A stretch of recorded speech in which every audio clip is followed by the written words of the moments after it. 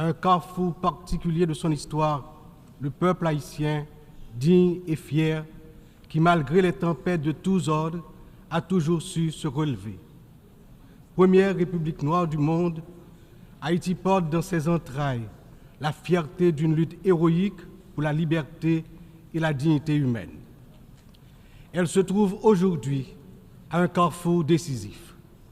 C'est donc avec le poids de cette histoire et l'espoir d'un avenir meilleur que je m'adresse à vous en appelant à la solidarité agissante de la communauté internationale.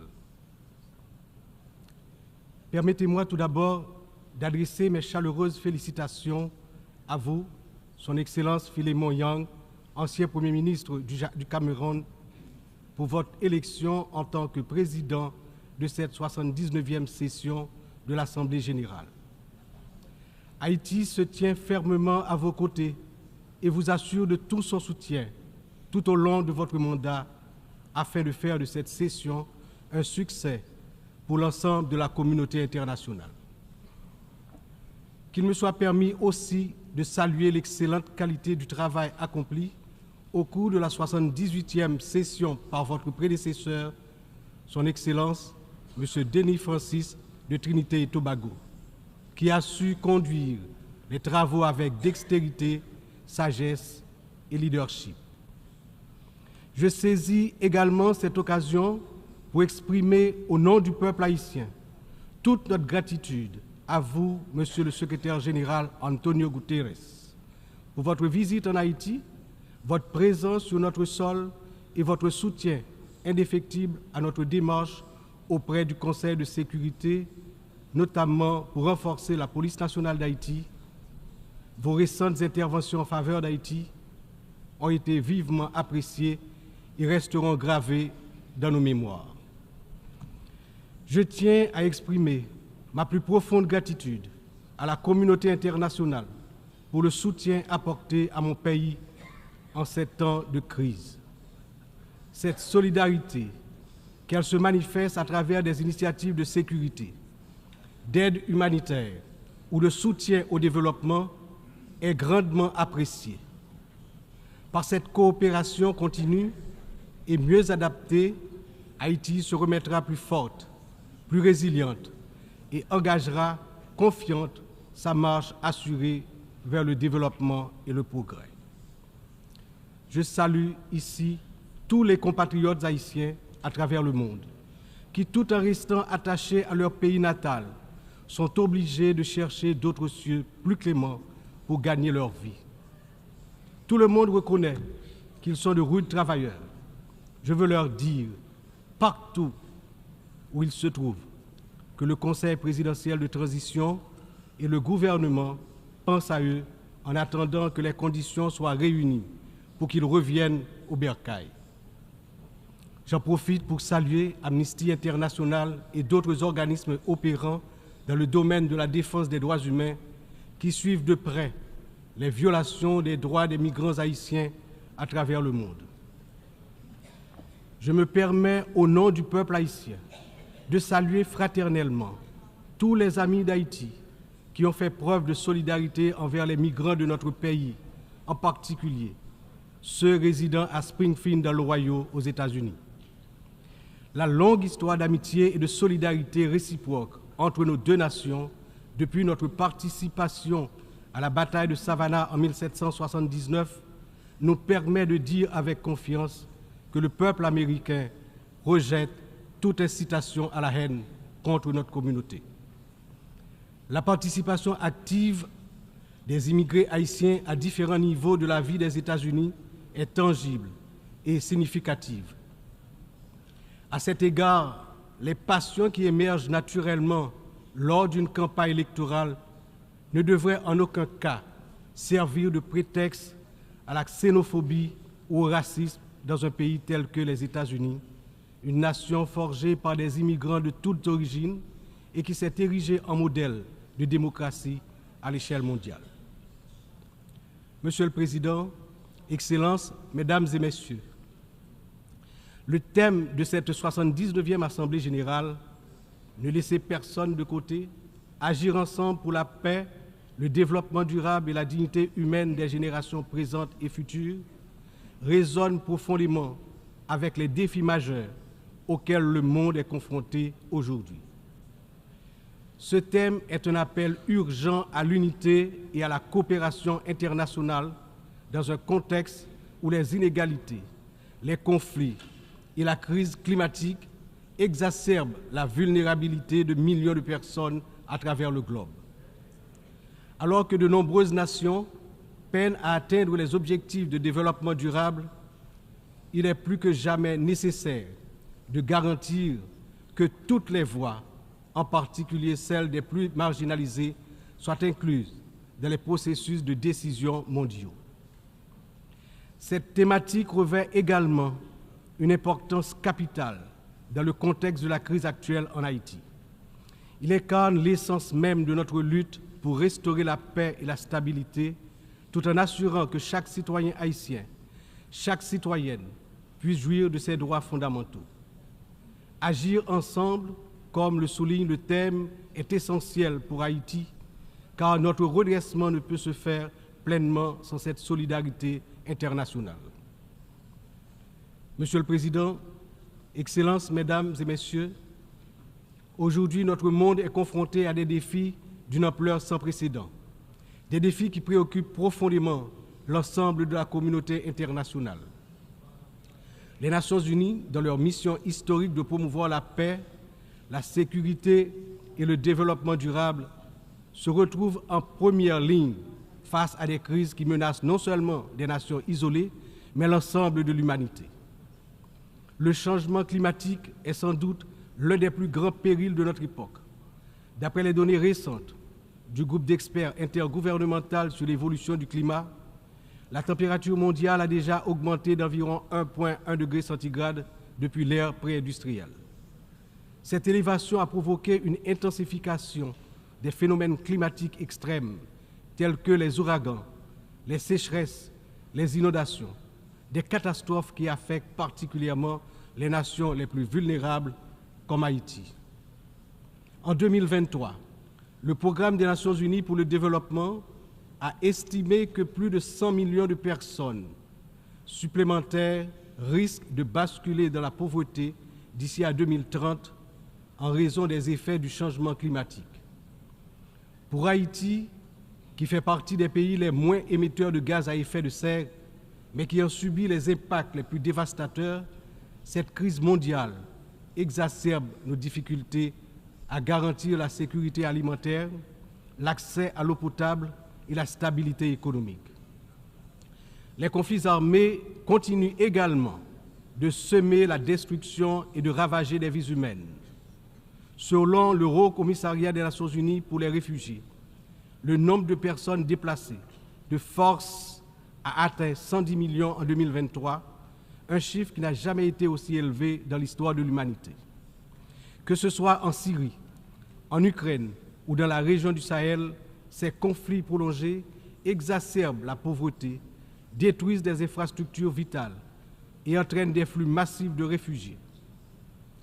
Le monde ne peut rester inactif alors que des millions d'hommes, de femmes et d'enfants fuient les violences en quête de sécurité et de dignité. L'engagement de la communauté internationale est plus que jamais nécessaire pour trouver des solutions diplomatiques et promouvoir des initiatives de consolidation de la paix. Un autre défi majeur concerne les inégalités économiques qui continuent de se creuser. Selon le rapport sur le développement humain 2023 du PNUD, près de 1,2 milliard de personnes vivent encore dans la pauvreté multidimensionnelle, c'est-à-dire qu'elles manquent d'accès à des services essentiels tels que la santé, l'éducation et des conditions de vie décentes. La pandémie de Covid-19 a amplifié ces inégalités, poussant des millions de personnes supplémentaires dans la pauvreté. Pour des nations comme Haïti, l'impact a été dévastateur. Avec un taux de pauvreté des plus élevés, le pays fait face à des défis structurels profonds. Mais ces inégalités ne sont pas seulement un problème haïtien, elles sont un problème mondial qui requiert des réformes économiques globales. En outre, les défis liés à l'insécurité alimentaire se sont intensifiés ces dernières années. Selon l'Organisation des Nations Unies pour l'alimentation et l'agriculture, plus de 735 millions de personnes dans le monde ont souffert de la faim en 2022, une augmentation alarmante qui reflète les perturbations causées par les conflits, les crises économiques et le changement climatique. Haïti, malheureusement, ne fait pas exception. Le Programme alimentaire mondial a récemment souligné que près de la moitié de la population haïtienne est en situation d'insécurité alimentaire aiguë. Cette situation n'est pas seulement une urgence humanitaire, mais une menace pour la stabilité de notre nation. Nous devons travailler ensemble pour renforcer les systèmes agricoles, garantir un accès équitable aux ressources alimentaires et lutter contre la faim de manière concertée et durable. Enfin, les progrès technologiques apportent de nouvelles opportunités, mais également de nouvelles menaces. L'accélération du développement de l'intelligence artificielle, la prolifération des cyberattaques, la désinformation mettent en danger la stabilité des démocraties à travers le monde. Le rapport de l'Union internationale des télécommunications montre que la fracture numérique reste un défi majeur avec près de 2,7 milliards de personnes n'ayant toujours pas accès à Internet en 2023. Haïti étant l'un des pays les moins connectés, doit impérativement bénéficier de soutien pour combler cette fracture numérique et participer pleinement à l'économie mondiale du XXIe siècle. Cette année, Haïti réaffirme son engagement en faveur de la préservation de notre patrimoine commun, les océans. C'est pourquoi j'annonce aujourd'hui avec fierté que Haïti signera l'accord sur la biodiversité marine au-delà des juridictions nationales, adopté le 19 juin 2023 et ouvert à la signature depuis le 20 septembre 2023. Cet accord est un outil crucial pour garantir la protection de la biodiversité marine, promouvoir une exploitation durable des ressources marines et renforcer la résilience des États insulaires comme le nôtre face aux défis du changement climatique. Haïti est déterminé à collaborer avec la communauté internationale pour s'assurer que cet accord profite à toute l'humanité, tout en contribuant à la protection des écosystèmes marins dont nous dépendons tous. Ces défis mondiaux ne peuvent être relevés que par un engagement renouvelé en faveur du multilatéralisme, de la solidarité et de l'action collective. Haïti, malgré ses difficultés, se tient prête à collaborer avec la communauté internationale pour surmonter ces crises et bâtir un avenir où la paix, la justice et la dignité humaine triomphent. Mais nous ne pouvons y arriver seuls. C'est ensemble que nous devons agir pour garantir que personne ne soit laissé de côté. Excellences, Mesdames, Messieurs, en proclamant l'indépendance d'Haïti le 1er janvier 1804, le général Jean-Jacques Dessalines, père fondateur de notre patrie, a donné aux droits de l'homme leur caractère universel. En d'autres termes, avec le triomphe de la révolution haïtienne de 1804, ayant lancé le processus de démantèlement de l'ordre colonial et esclavagiste, les droits de l'homme ont cessé d'être uniquement les droits de l'homme blanc pour devenir les droits de tous les hommes, de toutes les femmes, c'est-à-dire les droits de l'humanité tout entière. À ce titre, en tant que représentant de la République d'Haïti, porte-parole officielle du peuple haïtien, je me vois dans l'obligation d'attirer l'attention des dirigeants des grandes puissances sur le danger de guerre nucléaire menaçant l'existence des peuples sur tous les continents. Dans cette optique, au nom de la République d'Haïti, je lance un vibrant appel aux chefs d'État de tous les pays membres des Nations Unies pour leur demander d'éviter à l'humanité le péril de la fin de la civilisation sur Terre. Monsieur le Président, Excellences, Mesdames et Messieurs, je m'exprime aujourd'hui avec l'expérience de plusieurs années consacrées au service de mon pays. Mon parcours politique, profondément ancré dans l'histoire d'Haïti, m'a permis de traverser de nombreuses épreuves, toujours avec un même objectif, le progrès de mon pays, la fierté, la dignité restaurée et le bien-être du peuple haïtien meurtri.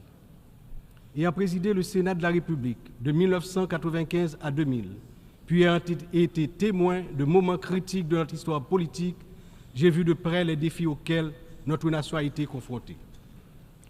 Mon engagement politique remonte à une époque où les luttes pour la stabilité et la démocratie étaient omniprésentes.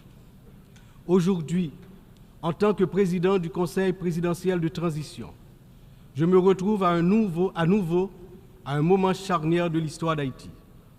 Mon parcours m'a enseigné que la résilience et la volonté collective sont les seules voies pour garantir un avenir stable et prospère. C'est avec cette vision, ce dévouement et la force que confère cette riche expérience politique que je m'engage à conduire la transition déterminée à mener Haïti vers la paix, la sécurité et la démocratie participative par la tenue de la conférence nationale, le renouvellement du personnel politique à travers des élections libres, crédibles, transparentes. Le peuple haïtien, malgré ces épreuves auxquelles il est confronté, refuse de se laisser submerger par le désespoir. Des défis d'une ampleur sans précédent, une violence dévastatrice, une instabilité politique persistante, une précarité quasi générale et une pauvreté dégradante se posent à son intelligence et à ses capacités d'action. Au milieu de cette tempête, il a compris qu'il lui fallait prendre une décision courageuse, celle de se mettre ensemble, de s'unir malgré les différences profondes pour pouvoir se relever et se mettre en marche, en toute confiance, vers la sortie de la crise multidimensionnelle qui l'afflige depuis déjà trop longtemps. La création du Conseil présidentiel de transition est une matérialisation de cette décision, un exemple tangible de cette volonté de se réconcilier avec soi-même. Ce Conseil qui rassemble organisations de la société civile et toutes les tendances politiques du pays est le fruit de longues négociations. Il incarne la pluralité de la société haïtienne. Sa feuille de route est claire: restaurer la sécurité publique, organiser des élections libres, transparentes à la fin de l'année 2025, rétablir la confiance dans les institutions de l'État. Pour y parvenir, nous, responsables au plus haut niveau de l'État, savons que nous aurons besoin du soutien de la communauté internationale. Mais d'abord, nous devons compter sur nous-mêmes, sur notre résilience, notre capacité à surmonter les divisions internes. Il est important de souligner que la résolution des problèmes d'Haïti repose avant tout sur les épaules du peuple haïtien. Il est de notre devoir, en tant que nation souveraine, de prendre en main notre destin, de surmonter les divisions et de construire ensemble un avenir de paix et de prospérité. Cependant, cette responsabilité n'incombe pas seulement à nous. La communauté internationale, les Nations unies, les puissances étrangères qui ont souvent joué un rôle décisif dans l'histoire d'Haïti ont également une part essentielle dans ce processus de restauration de la paix, de redressement économique, de renouvellement institutionnel et d'établissement d'un État de droit.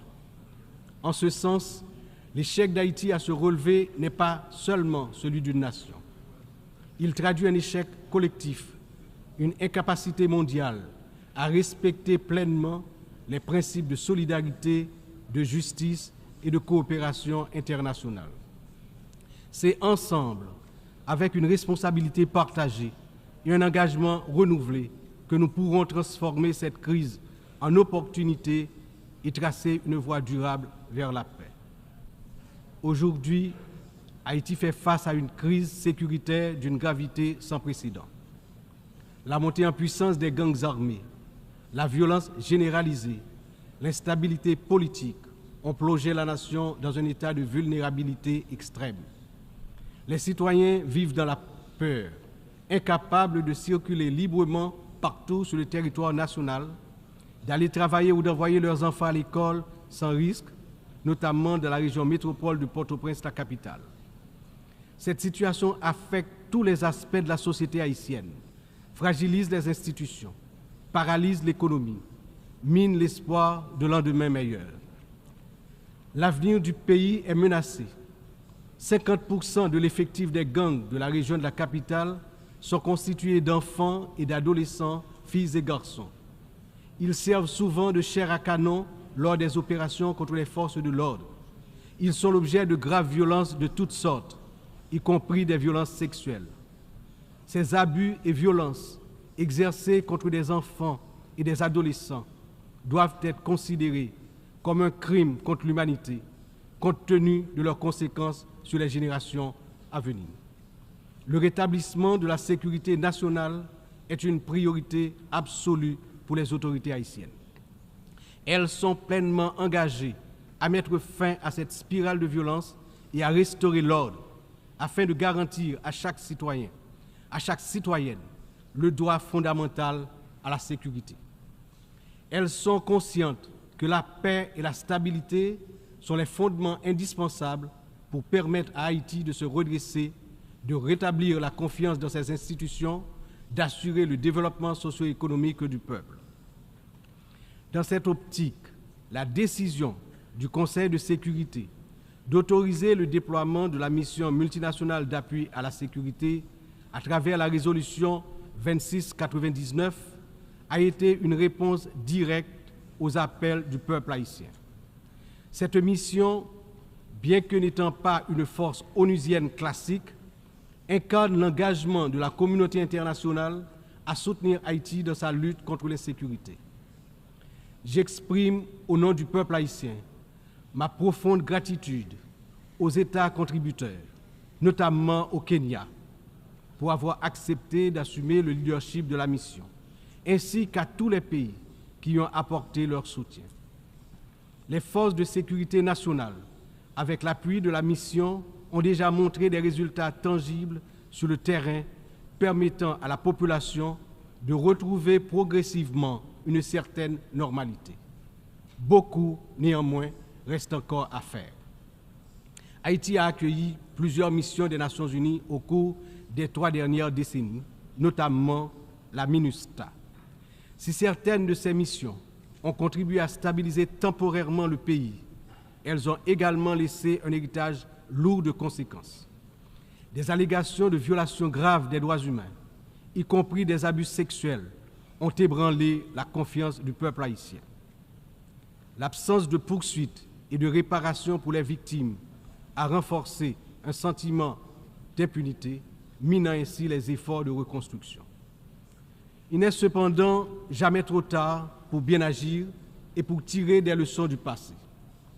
En repensant l'approche, nous avons l'opportunité de redorer le blason des missions internationales en Haïti et de construire un avenir meilleur pour le peuple haïtien. C'est dans cet esprit que nous souhaitons voir amorcer une réflexion sur la transformation de la mission de soutien à la sécurité en une mission d'opération de maintien de la paix sous mandat de l'Organisation des Nations Unies. Cette transformation permettrait non seulement de sécuriser un financement plus stable et d'élargir les capacités de la mission, mais également de renforcer l'engagement des États membres en faveur de la sécurité en Haïti. Je suis convaincu que ce changement de statut, tout en s'assurant que les erreurs du passé ne se répètent pas, garantira le plein succès de la mission en Haïti. Excellences, Mesdames et Messieurs, je me tiens aujourd'hui devant cette Assemblée en tant que voix de la République d'Haïti, pays dont l'histoire est inextricablement liée aux idéaux de liberté et de justice que nous célébrons tous ici. Mais Haïti, la première nation noire indépendante du monde, est aussi la grande victime d'une injustice historique qui a non seulement retardé son développement, a aussi marqué son peuple d'un fardeau dont les répercussions se font encore sentir. En 1825, à peine 21 ans après avoir gagné sa liberté au prix d'une lutte héroïque, Haïti a été contrainte de payer une dette colossale à la France, pays colonisateur, en échange de la reconnaissance de son indépendance. Cette rançon imposée sous la menace a siphonné les ressources de la jeune nation, la plongeant dans un cycle infernal d'appauvrissement dont elle peine toujours à sortir. Cette dette a été une forme de punition pour sa hardiesse à se libérer des chaînes de l'esclavage et hisser l'être haïtien à la dignité de l'homme. Elle a été une pénalité injuste qui a asphyxié le potentiel économique et social du peuple noir d'Haïti pendant des générations. Dans le contexte d'aujourd'hui, où plus que jamais, l'attention est portée sur les efforts pour restaurer sans délai la sécurité et répondre aux immenses besoins humanitaires en Haïti, il me paraît important d'attirer l'attention de l'Assemblée sur les séquelles du passé colonial et des rançons payées à certaines puissances qui ont largement hypothéqué le développement d'Haïti. Il n'est pas sans intérêt de rappeler qu'Haïti a été le seul pays à avoir payé pour son indépendance, obtenue pourtant dans le feu et dans le sang. À la veille du bicentenaire de cet événement inédit dans l'histoire du monde, n'est-il pas venu le moment de la restitution des montants consentis? À cet égard, mon pays s'est félicité des propositions formulées par un certain nombre de gouvernements et également certaines agences des Nations Unies pour des actions concrètes en vue de la reconnaissance, la réparation et la restitution des torts du passé.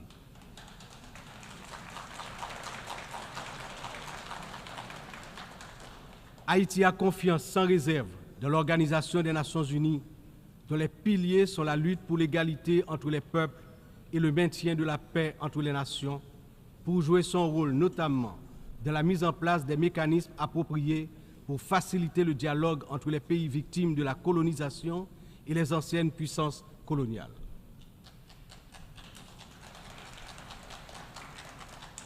Ici, à cette 79e session de l'Assemblée générale, Haïti est par mon entreprise, non pas simplement pour revendiquer une réparation, mais pour poser une question de principe, celle de la justice immanente. Ma démarche est résolument engagée, structurée et bien documentée. Le Comité national de restitution et réparation, en collaboration avec la Commission des réparations de la CARICOM, a déjà entrepris des travaux exhaustifs sur ce sujet. Nous demandons la reconnaissance d'une dette morale et historique et la mise en œuvre de réparations justes et appropriées qui permettront à notre peuple de se libérer des chaînes invisibles de ce passé injuste.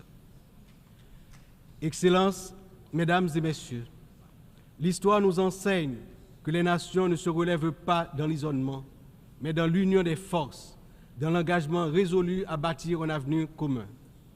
Haïti, cette terre qui a offert au monde un symbole de liberté inébranlable et qui a aidé plusieurs nations à se libérer du joug du colonialisme barbare, ne cherche pas la charité, mais la justice, le respect,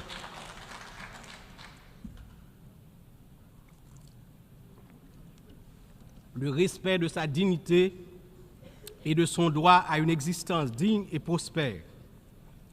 Les défis auxquels nous sommes confrontés aujourd'hui sont certes immenses, mais ils ne sont pas insurmontables. Il exige de nous tous une vision partagée, un sens profond de notre humanité commune et la détermination à transformer les crises en occasion de renouveau. Chaque nation, grande ou petite, riche ou vulnérable, porte une part de l'avenir collectif entre ses mains. C'est dans cette interdépendance que réside la force véritable du multilatéralisme. Que ce débat général soit le moment où nous réaffirmons notre engagement indéfectible envers la paix, la dignité humaine et le développement durable, car ce que nous faisons aujourd'hui résonnera dans les siècles à venir. L'histoire jugera la manière dont nous aurons su répondre aux défis de notre temps. Ensemble, dans un esprit de solidarité et de coopération, nous pouvons et nous devons construire un avenir où aucun peuple, aucune nation ne sera laissé pour compte. Vive Haïti, vive la coopération internationale. Demain, un autre pays, demain, un autre monde. Je vous remercie pour votre attention.